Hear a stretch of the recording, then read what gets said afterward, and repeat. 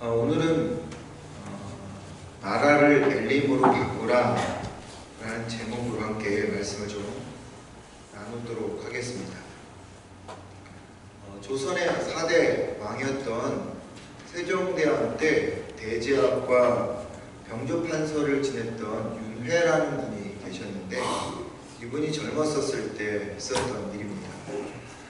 하루는 시골길을 걸어가다가 날이 어두워져서 여관에 묵게 되었습니다.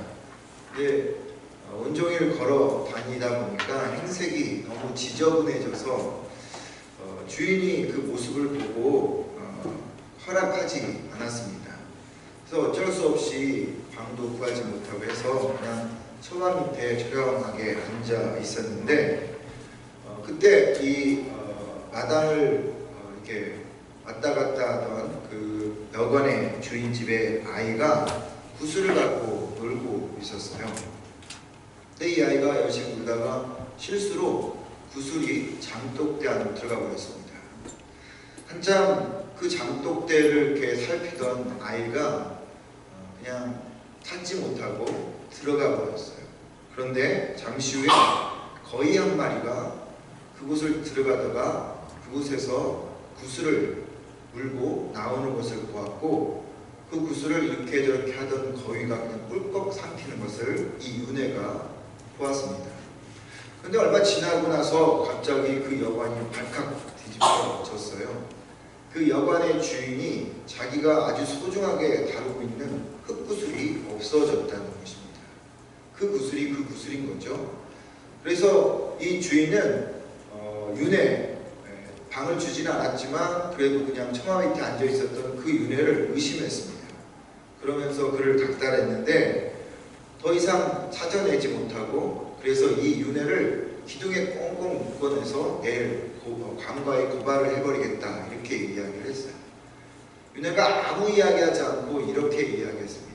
그러면 저 거위를 같이 좀 묶어주십시오, 이렇게 이야기를 했습니다.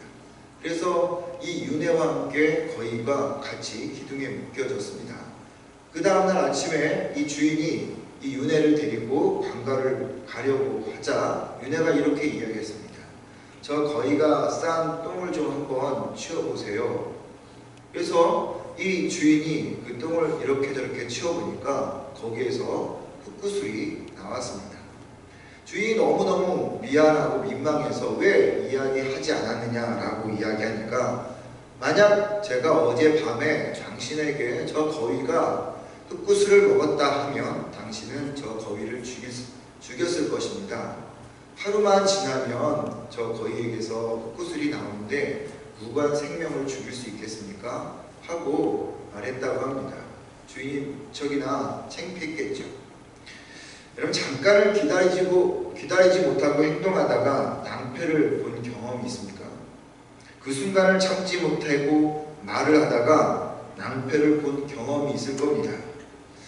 어쩌면 지난 한 주간 동안 우리는 그냥 섣불리 판단하다가 기다리지 못하고 참지 못해서 좋은 결과가 오는데도 그 순간을 참지 못해서 원망하고 불평해서 큰 손실을 겪기도 하고요. 때로는 낭패를 겪게도 되고, 또 관계가 깨지는 그런 경험을 했었을지도 모르겠습니다. 힘들지만 참고 인내하는 것, 긴 기다림으로 지쳤지만 그럼에도 포기하지 않고 기다리는 것, 거기에 더하여서 믿음으로 선포하고 끈질기게 기도하는 것, 그것이 저는 신앙이고 믿음이라고 생각하는데, 오늘 그 이야기를 본문이 해주고 있습니다. 400년 넘게 이스라엘 백성들은 이집트의 애굽의 종과 노예살이를 했죠. 그런데 그들이 모세의 지도하에 이집트를 탈출했습니다. 단 한 사람도 죽지 않고 그들은 하나님의 은혜로 전원이 홍해를 다 건넜습니다. 하나님의 기적을 경험한 거죠. 그래서 이스라엘 백성들은 너무 기쁘고 감사하여서 하나님께 글을 지어서 찬송했습니다. 그 홍해 앞에서 찬양을 한 것이죠. 왜 아니겠습니까? 그들은 이제 하나님이 예비하시고 약속하신 그 가나안 땅에 가게 되었으니 얼마나 기쁘고 이 상황이 얼마나 감사했겠어요. 그런 흥분과 감격을 가지고 하나님의 인도함을 따라 가다가 그들이 수르 광야에 들어가겠습니다. 수르 광야에 들어갔는데 난관에 봉착했습니다. 3일 동안 오늘 본문은 물을 만나지 못했다라고 이야기합니다. 수르 광야로 들어가서 거기서 사흘길을 걸었으나 물을 얻지 못하였다. 그러니까 물을 마시지 못했던 거죠. 3일 동안은. 이스라엘 백성들이 지나가고 있는 길은 사막입니다. 여러분, 사막에서 물이 없으면 죽은 그런 인생이나 마찬가지입니다. 3일 동안 물을 먹지 못했다라는 것은 그들에게 있어서는 참으로 어려운 상황이라는 거죠. 목마른 고통 속에서 이스라엘 백성들은 그 상황에서 어디에 도착했냐면 마라라는 이 도시의 지역에 도착했습니다. 거기에 물이 있었어요. 얼마나 행복했겠습니까? 사막에서 물을 만나니까 얼마나 행복했겠어요. 그런데 행복도 잠시 잠깐. 그 물이 어떻게 했다고요? 썼다고 이야기했습니다. 물을 먹어보니까 이건 먹을 수 없는 쓴 물이었습니다. 마치 바닷물도 물이지만 먹을 수 없는 것처럼 이 사막에서 만난 물, 그 물이 너무 써서 먹을 수가 없었어요. 그러자 이스라엘 백성들이 폭발했습니다. 원망하고 불평하기 시작했습니다. 백성이 모세에게 원망하여 이르되, 여러분 참 못됐죠. 그들은 조금 전까지만 해도 하나님의 기적을 본 사람들입니다. 그런데 그렇게 행동하는 그런 모습을 보면서 참 못됐다고 생각할 수 있는데 그것이 인간입니다. 그것이 인간의 본성이에요. 아무리 좋은 것을 경험했더라도 그 순간이 다 지나고 나면 다시 예전으로 돌아가는 것이 우리의 모습이라는 겁니다. 불과 얼마 전까지만 해도 잊을 수 없는 하나님의 은혜를 경험했는데, 그래서 찬양했는데 그 똑같은 하나님의 입술을, 하나님을 향해서 똑같이 찬양했던 그 입술로 하나님을 원망하고 저주하는, 기적을 베풀었던 그 하나님을 향해서 다시 저주를 베푸는 이스라엘 모습, 그것이 인간의 모습이라는 것입니다. 그래서 하나님이 이 불평하는 이스라엘 백성들에게 다시 기적을 베풉니다. 지시에 따라서 모세는 한 나무, 예전 성경에는 한 가지라고 되어 있는데 그 한 나무 한 가지를 마라의 물에 던졌습니다. 여호와께서 그에게 한 나무를 가리키시니 그가 물에 던지니 물이 달게 되었더라라고 이야기합니다. 하나님이 쓴 물을 단물로 바꾸신 거죠. 다시 기적을 베푸신 거예요. 여러분, 단물을 먹으면서 이스라엘 백성들이 얼마나 창피했겠어요. 조금 전에 막 불평하다 또 이 물이 주어지니까 먹으면서 아우 창피해, 말하지 말걸, 괜히 말했는데, 그런 생각이 얼마나 들었겠습니까? 그때 하나님께서 이스라엘 백성들을 향해서 법도와 율례를 주면서 너희들이 얼마나 이 광야에서 나에게 순종하는지 내가 보겠다 라고 이야기합니다. 너희 하나님 나 여호와의 말을 들어 순종하고 내가 보기에 의를 행하며 내 계명에 기울이며 내 모든 규례를 지키면 내가 애굽 사람에게 내린 모든 질병 중 하나도 너에게 내리지 아니하리니 나는 너희를 치료하는 여호와임이라. 여호와 라파, 잠깐을 기다리지 못하는 그 이스라엘 백성들에게 기다리고 참고 인내하면 여호와 라파 하나님께서, 치료 하나님께서 너희들을 지켜줄 거기에 순종하면서 나를 따르라 라고 하나님께서 그들에게 이야기합니다. 그런 부끄러움과 낭패를 맛본 이스라엘 백성들, 그들이 도착한 다음의 곳이 엘림이라는 곳이었습니다. 거기에는 샘이, 즉 우물이 12개가 있었고 종려나무가 70그루가 있었습니다. 그들이 엘림에 이르니 거기에 물샘 12과 종려나무 70그루가 있는지라 거기서 그들이 그 물 곁에 장막을 치니라. 여러분, 엘림은 오아시스였어요. 사막에서 오아시스를 만난다는 건 얼마나 기쁨이겠습니까? 잠깐만 참고 기다리면 엘림을 만나게 될 것을 그 순간 기다리지 못하고 원망하고 불평했던 이스라엘, 여러분, 그들이 그 상황 속에서 얼마나 창피스러웠을까? 하나님 앞에 얼굴을 들지 못했을 것이다 라는 생각을 해봅니다. 저는 오늘 본문을 통해서 주시는 메시지가 분명히 있다 생각합니다. 두 가지인데요. 첫 번째, 마라를 엘림으로 바꿀 수 있는 것, 뒤에 가서 이야기했지만 마라를 엘림으로 바꿀 수 있는 유일한 방법은 십자가밖에 없다고 하는 것입니다. 인간의 몸은 70%, 80%의 수분으로 채워져 있습니다. 그러니까 물을 계속 마셔야 되죠. 물을 마시지 않는다는 것은 곧 죽음을 의미합니다. 3일 동안 이스라엘 백성들이 수르 광야에서 물을 의미할까요? 그건 죽음을 의미합니다. 3일 동안 물을 마시지 않은 분이 한 분 계십니다. 누구시죠? 예수님입니다.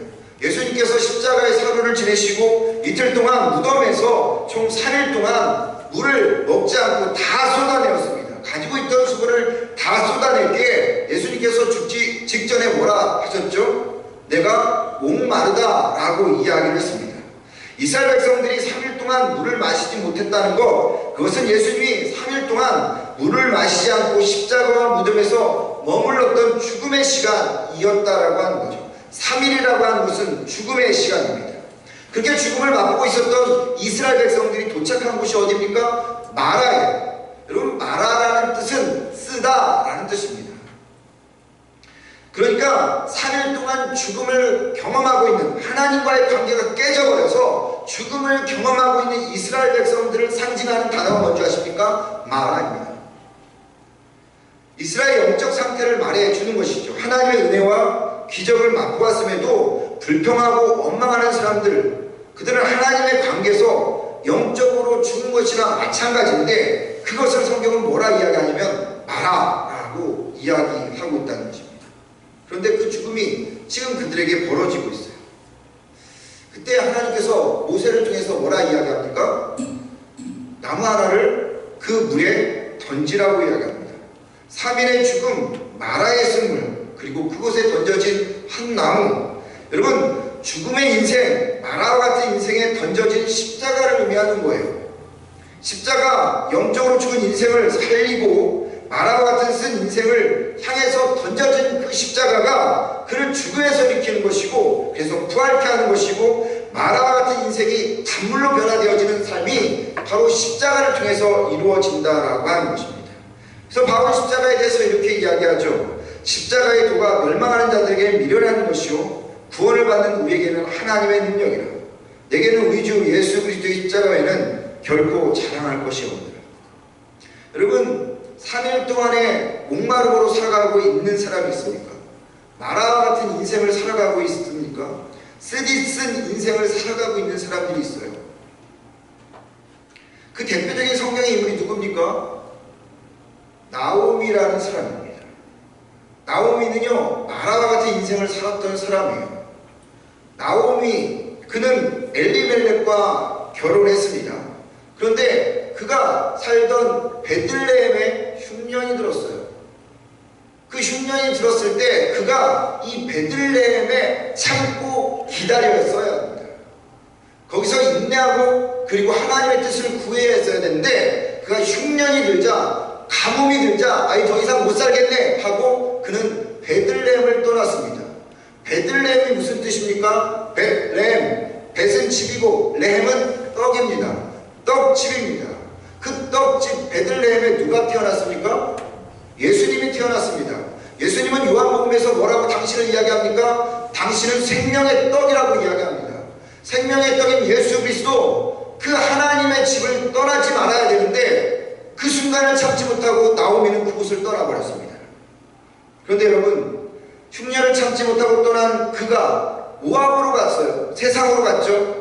근데 그 세상에서 많은 것을 얻을 줄 알았는데 그가 어떤 일이 벌어집니까? 마라와 같은 인생을 살기 시작합니다.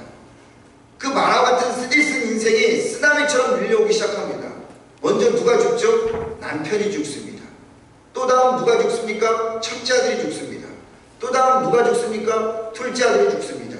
자기 혼자 남겨놓고 다 가족이 죽었습니다.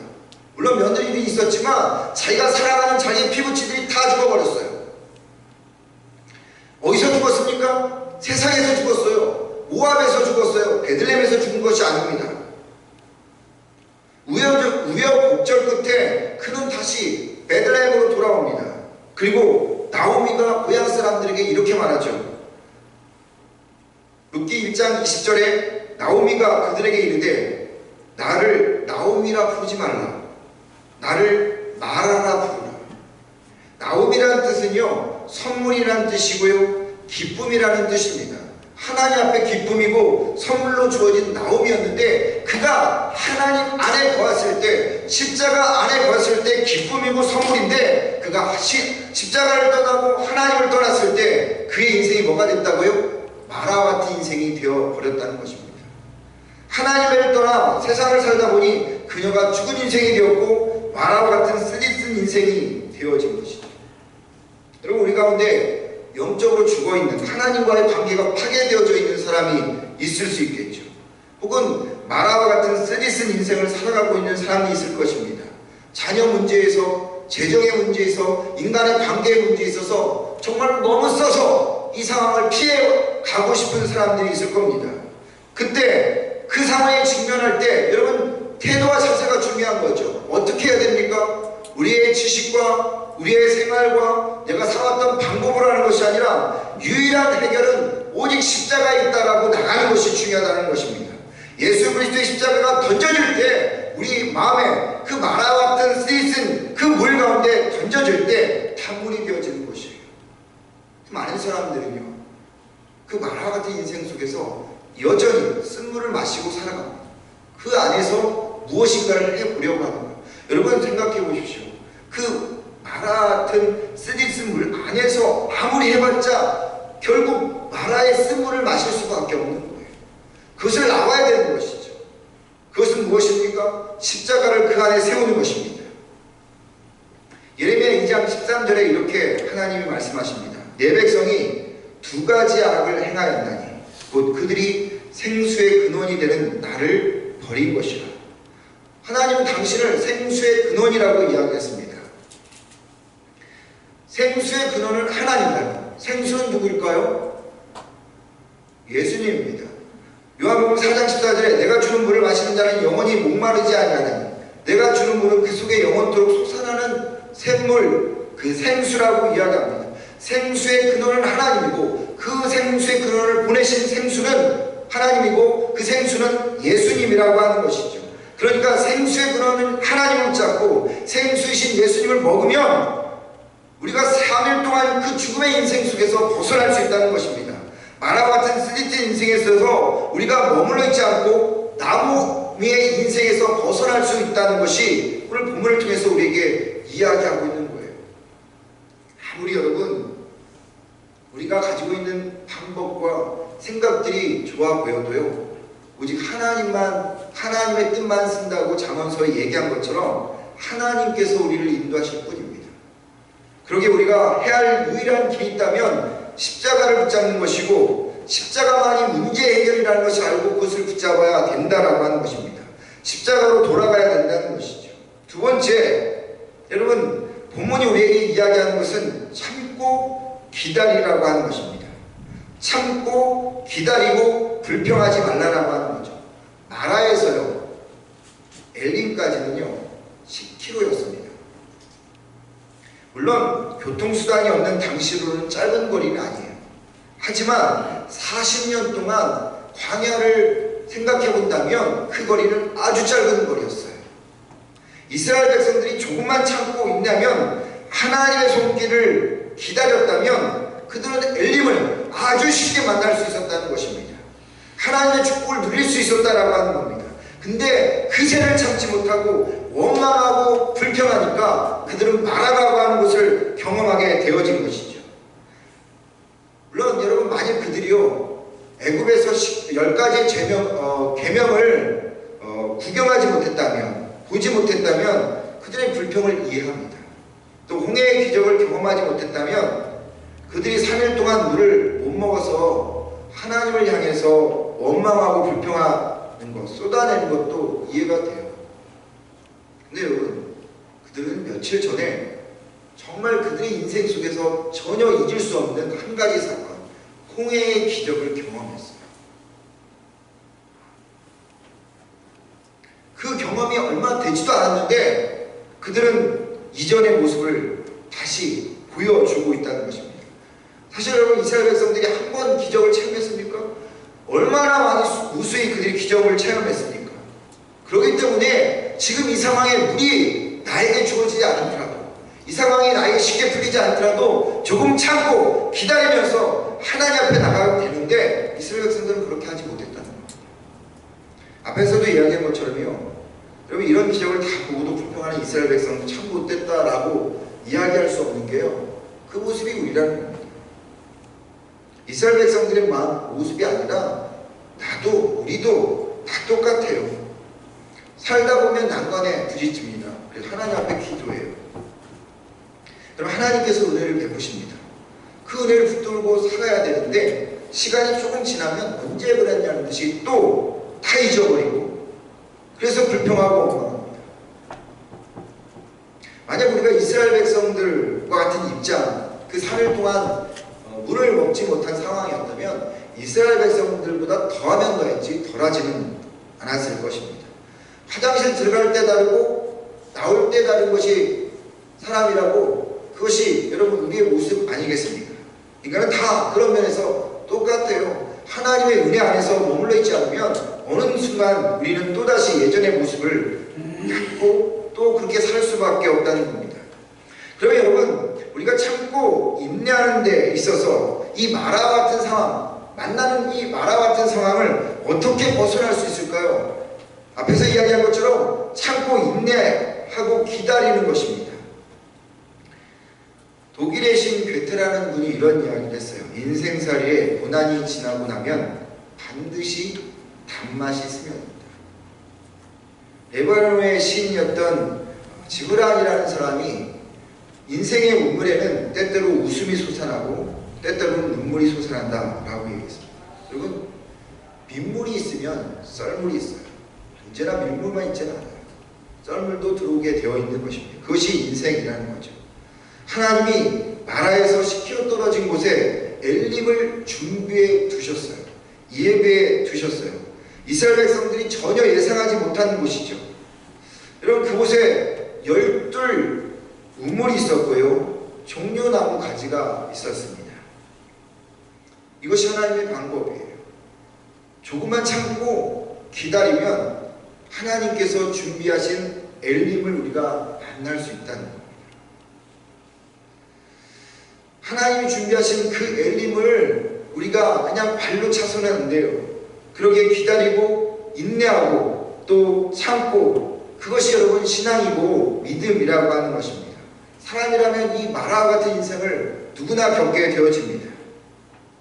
근데 그런 기다림, 인내, 하나님께서 우리에게 그것을 요구하는데 왜 하나님은 곧장 우리에게 그 기도의 모든 것들을 응답해 주시지 않을까요? 하나님께서 우리에게 기도의 응답에 곧장 응답해 주시면 우리의 신앙이 확 올라갈까요? 천만의 말씀입니다. 만만의 품떡이에요.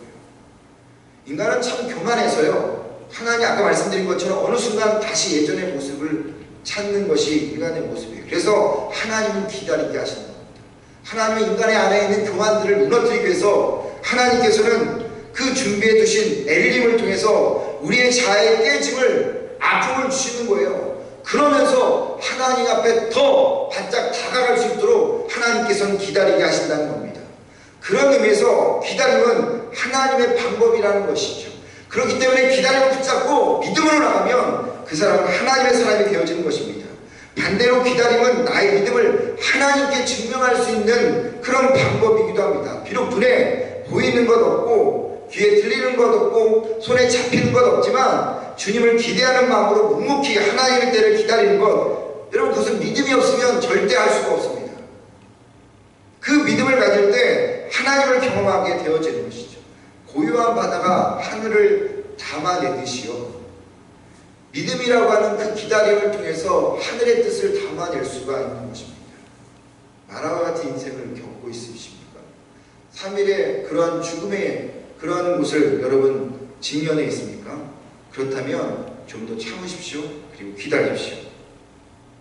기다림을 갖지 못해서 낭패를 본 사람들이 참 많잖아요. 대표적인 사람이 사울이었어요. 사울이 오기 전에 자기가 그냥 자기 멋대로 제사를 드려서 이 일을 계기로 해서 하나님께서 사울을 폐위시킵니다. 하나님의 주권을 침범했기 때문입니다. 반대로 하나님 앞에서 기다림으로 그것을 믿음으로 잡고 나갔던 사람들, 아브라함이 그랬고요. 25년이나 아브라함은 자녀를 기다렸습니다. 20년 동안 하루같이 본향을 향해서 갈 것을 야곱은 기다렸습니다. 아무 죄 없이 13년간 인고의 세월을 보냈던 요셉도 있었고요. 40년 동안 하나님의 때를 기다렸던 모세도 있었다라고 하는 것입니다. 기다림, 그 시련을 이겨낸 사람들이 믿음의 조상이 될 수 있었다. 여러분, 이사야 그런 의미에서 30장 18절을 우리는 꼭 기억해야 됩니다. 이사야 30장 18절, 그러나 여호와께서 기다리시나니 이는 너에게 은혜를 베풀려 하심이요 일어나시리니 이는 너희를 긍휼히 여기려 하심이라. 대저 여호와는 공의의 하나님이시라. 무릇 그를 기다리는 자는 복이 있도다. 인생에 어려움을 당할 때가 있습니다. 때로 살 수 없을 정도로 절망과 슬픔과 고통을 당할 때도 있습니다. 그러나 그것이 우리의 인생을 끝나게 하는 것은 아닙니다. 낙심과 절망이 되어질 때 포기하지 마십시오. 그리고 조금 더 참으십시오. 섣불리 행동하지 마십시오. 그러면 하나님이 준비하신 엘림을 만나게 되어질 것입니다. 두 번째, 부르짖어야 합니다. 25절의 말씀을 보면 모세가 여호와께 부르짖었다라고 되어 있습니다. 여러분, 모세와 백성의 차이가 뭔지 아십니까? 모세는 부르짖고요, 백성은 원망하고 불평했습니다. 많은 사람들이 어려움을 겪으면 하나님 앞에 나옵니다. 한두 번 기도하고 그냥 마는 거죠. 하나님 앞에 365일 비가 눈이 오나 그 자리를 지키는 그런 여러분 사람들이 별로 많지 않다는 것입니다. 제가 아까 우리 김영하 목사라고 하는 사람을 소개했는데요, 제 후배입니다. 예전에 제가 삼성교회에서 같이 사역을 잠깐 했던 친구인데, 이 친구가 한국에 들어가서 대구 동신교회라는 곳에 그게 중요한 건 아니지만 어찌됐든 청년부 480명으로 시작했는데 10년 만에 1800명을 만들고 사역한, 그리고 사역을 내려놓고 잠깐 온 친구인데요. 그 친구가 어저께 저녁 식사를 잠깐 하면서 그분이 그런 이야기를 하더라고요. 청년 중에 손과 다리가 핸디캡이 있어서 잘 못 쓰는 그런 사람이 있었는데, 이 친구가 365일 새벽 기도 한 번을 빠진 적이 없대요. 옷을 입는데 1시간이 걸린대요. 교회까지 오는데 1시간이 걸리는데, 그 대구는 새벽 일찍 차가 없어서 5시부터 시작한답니다. 새벽 예배는 6시고요. 근데 이 친구가 4시에 일어나서 1시간 동안 억지로 옷을 입고 1시간 동안 오는데, 그 친구가 딱 오는 시간은 6시 15분이 됩니다. 근데 눈이 와도 비가 와도 단 한 번도 빠짐없이 늘 새벽 기도회를 나오는 그런 청년, 그가 나중에는 하나님 앞에서 서원을 해서 사회복지학과를 가갖고, 자기도 그렇게 몸이 불편한데 사회복지학과를 가갖고 나중에는 그가 실습해서 많은 사람을 돕고 있다고 합니다. 그 이야기를 들으면서 참 저 자신도 부끄러웠고, 여러분, 하나님 앞에 우리가 마라 같은 인생을 만날 때 하나님 앞에 얼마나 부르짖고 하나님 앞에 얼마나 바짝 나가고 있는지 한번 우리 자신들을 돌아보고, 자기도 잘못이 많은데 늘 남의 탓만 하고 있는 모습들, 나의 너덜너덜한 모습들이 너무 많은데 그것을 절묘하게 감추면서 하나님 앞에 나오지 않는 우리의 모습들, 우리의 기도의 그런 모습들이 기도의 능력이 없이 나타나고 있는 건 아닌가 생각을 해보게 됩니다. 여러분, 십자가에 마음에 두고 사는 사람들, 모세와 같은 사람들은 더 하나님 앞에 바짝 다가가서 기도하는 모습들을 우리가 보게 되어지죠. 더 크게 부르짖어야 합니다. 더 크게 하나님 앞에 끈질기게 기도해야 됩니다. 마치 재판장 앞에 나온 그 과부처럼 날마다 그 재판장 앞에 나와서 부르짖을 때 비로소 만화가 사라진다는 것입니다. 죽을 것 같은 인생 속이 부활의 인생으로 바뀐다라고 하는 것이죠. 앤드류 머레이라고 하는 목사님이 계십니다. 이분이 이런 이야기를 했어요. 우리가 고난당할 때 하나님은 왜 때때로 지체하는가? 우리가 고난당할 때 하나님께서는 왜 침묵하는가? 그 이유는 하나님께서 지체하실 때마다 우리에게 갑절의 복을 주려고 준비하고 계시기 때문이다. 여러분, 하나님은 지금도 준비하고 계시고 예비하고 계십니다. 여러분, 하나님께서 준비하신 그 엘림이 우리에게 모두가 있어요. 하나님께서 예비하신 엘림이 분명히 있습니다. 그런데 지금 힘들다고 포기하고 그냥 섣불리 기다리지 못하고 행동하다가 이 엘림을 놓치는 경우가 부지기하게 많다는 것이죠. 인생의 쓴물을 마시는 마라와 같은 경험을 하고 계십니까? 목이 말라 죽음을 경험하고 있는 분들도 계십니까? 그렇다면 마라를 엘림으로 바꿔주시는 예수님께 나가야 합니다. 십자가를 붙잡아야 합니다. 그리고 섣불리 포기하지 마시고 조금만 참고 인내하십시오. 그리고 기다리십시오. 그러면 주님께서 마라를 엘림으로 바꿔주실 그때가 있을 겁니다. 그때를 향해서 우리는 전심으로 옥천껏 하나님 앞에 나와 부르짖어야 합니다. 우리 인생에 이런 엘림을 경험하는 축복이 여러분과 제게 있기를 주의 이름으로 축원을 드립니다. 같이 찬양하도록 하죠. 아까